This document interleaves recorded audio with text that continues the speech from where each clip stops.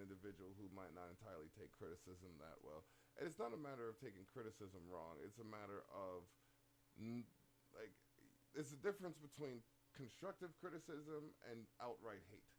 You know what I mean? Yes.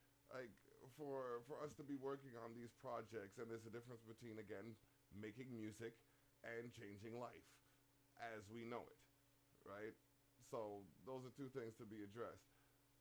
However, to say you're doing that wrong, right, leads one to focus on the wrong that they are doing. And unless they within themselves innately have been taught information which would lead them to correct their own course of action, i.e., again, if I'm slouching when I'm walking and I see someone walking with a better posture, I'll naturally sit up. EBO 3.14 just sat up. Like, this is my sensor right here. You know what I mean? I got to sense it. Not everybody goes with a sensei where they go, but I got the sensei in the control room. Not to be confused with the studio, because the studio's actually what is known as the booth, where the microphone's set up and you display lyrical proof. The control room's where you make those changes and rearrange and set and plan for stages.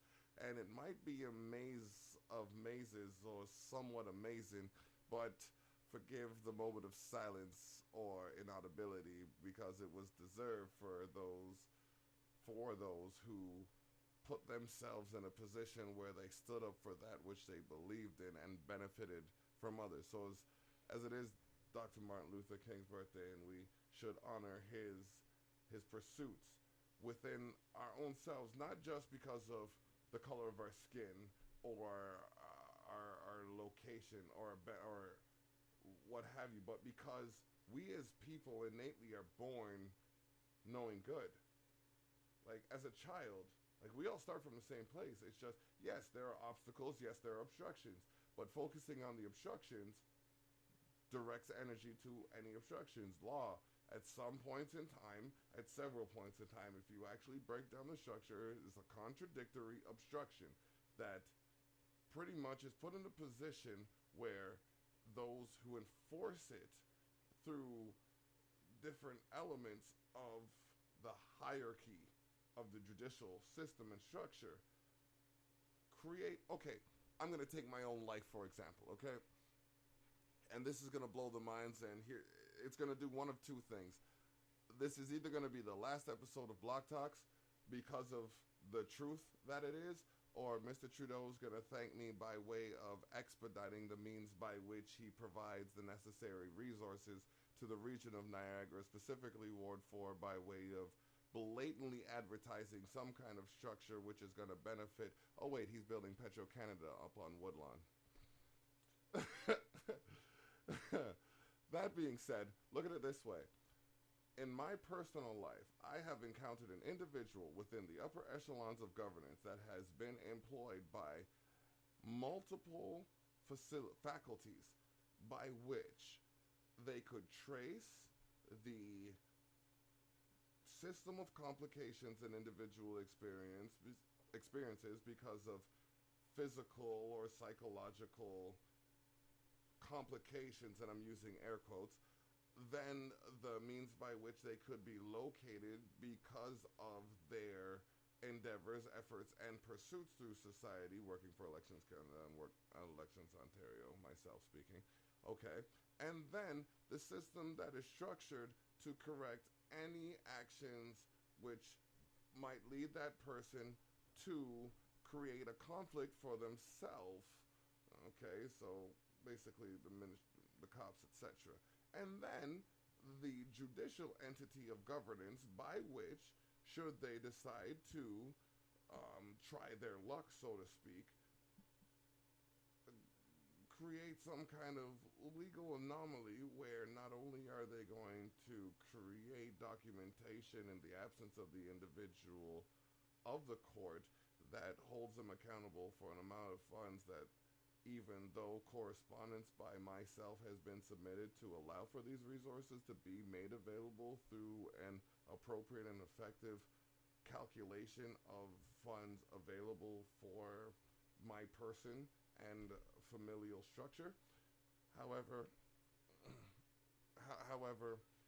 this is too real for reality and has nothing to do with the fact that civil liberties allow me the frequency by which to speak frequently, and I have to thank an individual I never had the ability to meet, because there are plaques for Harriet Tubman in St. Catharines, the city I was born in.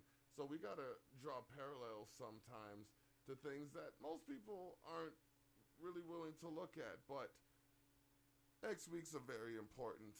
Next week Sunday is a very important day, and I find it to be important to me because my wife Inger is going to be celebrating her birthday. You don't need to know. You don't need to know anything other than at Jen Linlow at twitter.com. I'd appreciate it if those listening could send a happy birthday.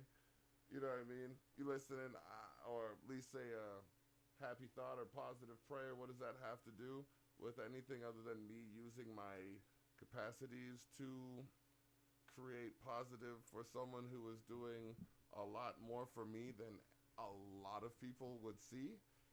Well, again, I don't think that there's anything wrong with using a, broadcast to acknowledge someone's birthday.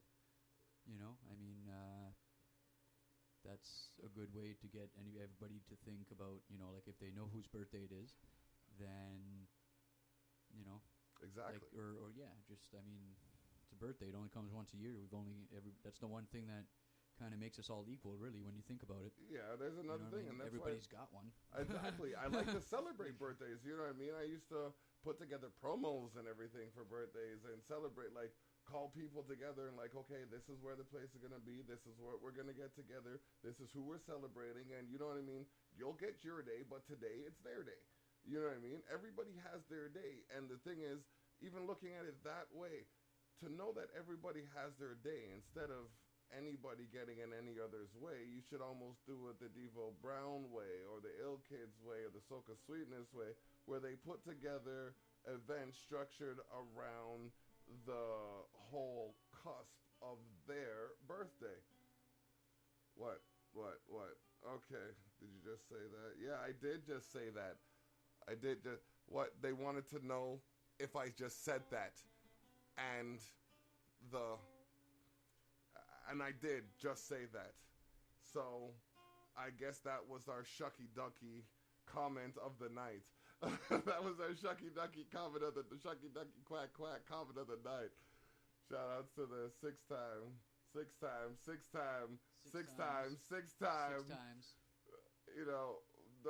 world heavyweight champion at Booker T 5 times.